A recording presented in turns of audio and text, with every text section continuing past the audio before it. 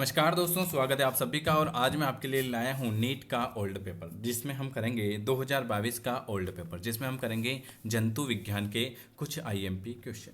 जो नया है चैनल को सब्सक्राइब कर दीजिएगा, बेल आइकन को प्रेस कर दीजिएगा, और अगर हमसे जुड़ना चाहते हैं तो दिए हुए नंबर पर व्हाट्सअप कर दीजिएगा 9753749986 पर आप मैसेज कर दीजिएगा और लिख दीजिएगा कि सर हमें भी डेली क्लास से जुड़ना है। चलिए पहला क्वेश्चन आपके साथ। चलिए आप बताना कमेंट करके कि आपके कितने नंबर आए हैं और क्वेश्चन कैसे लगे। निम्न में से कौन सा कार्य श्वसन तंत्र के चालन का भाग नहीं है। पहला क्वेश्चन आपके साथ।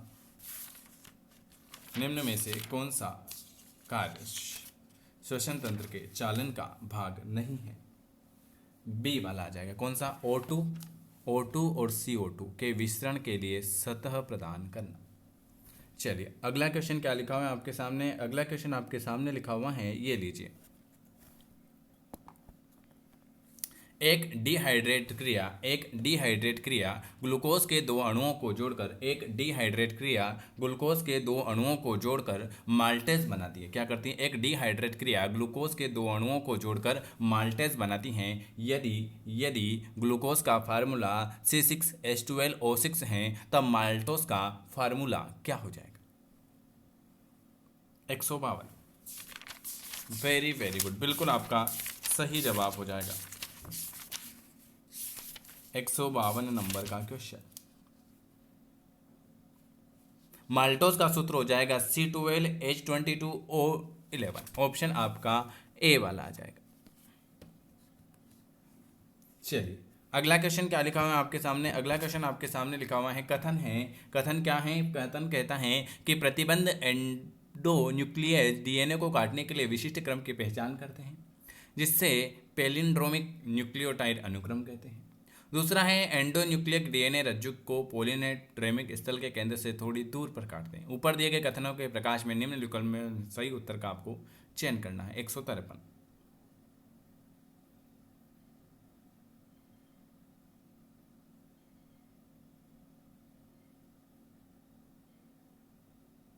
Very very good. 153 का सी वाला आ जाएगा। सी वाला के दोनों कथन, पहला और दूसरा, दोनों आपका सही है। चलिए ये रहने दो।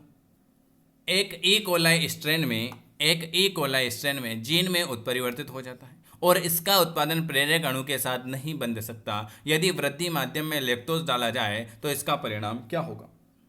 तो इसका परिणाम होगा ZYN जीनों का अनुलेखन होगा। ऑप्शन आपका डी वाला आ जाएगा। तिल चट्टे में टेग्निमा कहां से निकलता है? तिल चट्टे में टेग्निमा कहां से निकलेगा? तिल चट्टे में टेग्निमा कहां से निकलेगा? Very very good. 156 नंबर का डी वाला आ जाएगा। मध्य वक्ष से। कहां से निकलेगा? मध्य। तिल चट्टा जो है वो मध्य वक्ष से निकलेगा। कथन है स्व प्रतिरक्षा विकार ऐसी अवस्था है जिसमें शरीर की रक्षा प्रणाली अपनी कोशिकाओं को बाह्य पिंडों की तरह पहचानती है। दूसरा कथन है कि आमवती संधि शोध एक ऐसी अवस्था है जिसमें शरीर अपनी कोशिकाओं पर आक्रमण नहीं कर सकता। ऊपर लिखे गए कथनों के प्रकाश में नीचे दिए गए विकल्पों से उचित उत्तर का चयन करना है। तो आपका कथन स्व प्रतिरक्षा विकार ऐसी अवस्था है जिसमें शरीर की रक्षा प्रणाली अपनी कोशिकाओं को बाह्य पिंडों की तरह पहचानती। कथन सही है, लेकिन दूसरा कथन गलत है, क्योंकि आमवती संधि शोध एक अवस्था जिसमें शरीर अपनी कोशिकाओं पर आक्रमण नहीं करता है आक्रमण करता है। तो ऑप्शन आपका बी गलत हो जाएगा। तो ऑप्शन आपका ए वाला सही है कि ए सही है और बी गलत है। निम्न में से अंत प्रद्रवी जलिका के विषय में कौन सा कथन गलत है? अंत प्रद्रवी जलिका के विषय में कौन सा कथन आपका गलत है? 158। ए वाला प्रोक्रियोटिक्स में केवल RER उपस्थित होता है। RER।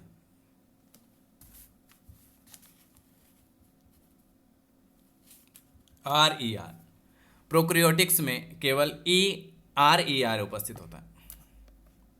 स्वस्थानीय संरक्षण का संदर्भ क्या है? स्वस्थानीय संरक्षण का संदर्भ क्या है? सी वाला समस्त परितंत्र को बचाना और संरक्षण करना। स्व स्थानीय संरक्षण का संदर्भ है समस्त परितंत्र को बचाना और संरक्षण प्रदान करना।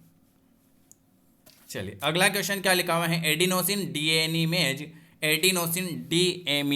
एडीए की कमी की जीन चिकित्सा में रोगी को समयबद्ध आनुवंशिक इंजीनियरिंग लसीकाणु को देने की आवश्यकता होती है, क्यों? एडिनोसिन डीएमीनेज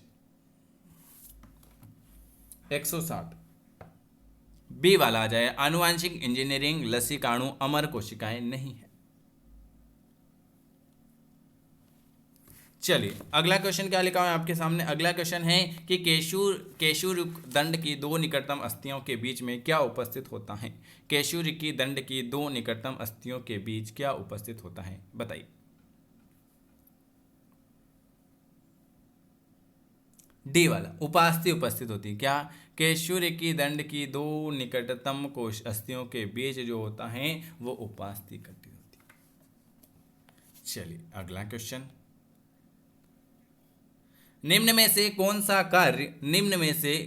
सा कार्य लार ग्रंथियों के स्त्रवणों द्वारा नहीं किया जा सकता? ऐसा कौन सा कार्य है जो लार ग्रंथियों के स्त्रवों द्वारा नहीं किया जा सकता? वो आपका आ जाएगा डाइसेकेराइड का पाचन। क्या आ जाएगा? डाइसेकेराइड का पाचन। चलिए अगला क्वेश्चन है, यदि ड्रोसोफिला की एक प्रयोगशाला समष्टि में एक सप्ताह में 80 में से 8 मर जाती हैं, तब इस समष्टि की मृत्यु दर प्रत्येक ड्रोसोफिला प्रत्येक सप्ताह कितनी होगी?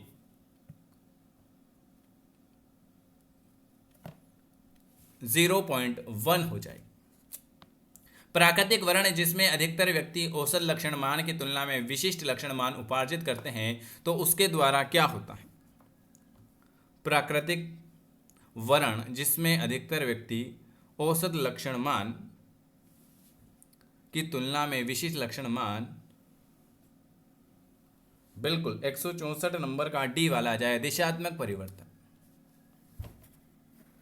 सूक्ष्म जीव को पहचानी जो प्रतिरक्षा निरोधक अणु साइक्लोस्पोरिन ए के उत्पादन के लिए उत्तरदायी थे।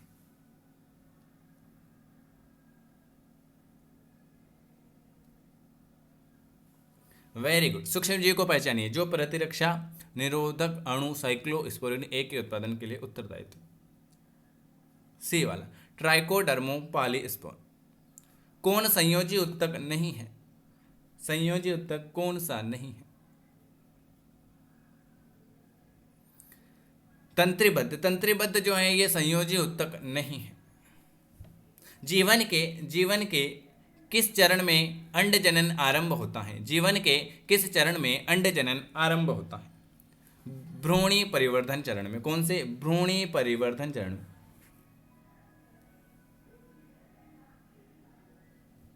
विटामिन एवं खनिज के उच्च स्तर वाली अथवा उच्च प्रोटीन तथा स्वास्थ्यवर्धक वसा वाली फसलों को प्रजनित करने को आप क्या कहते हो? तो उसे हम कहते हैं बायोफोर्टिफिकेशन। क्या कहते हैं? बायोफोर्टिफिकेशन। और लास्ट क्वेश्चन है, अगर वीडियो अच्छा लगे तो लाइक शेयर कर सकते हैं और अगर हमसे जुड़ना चाहते हैं तो बिल्कुल जुड़ सकते हैं। कौन से कथन शुक्र जनन के लिए सही है लेकिन अंड जनन के लिए सही नहीं है?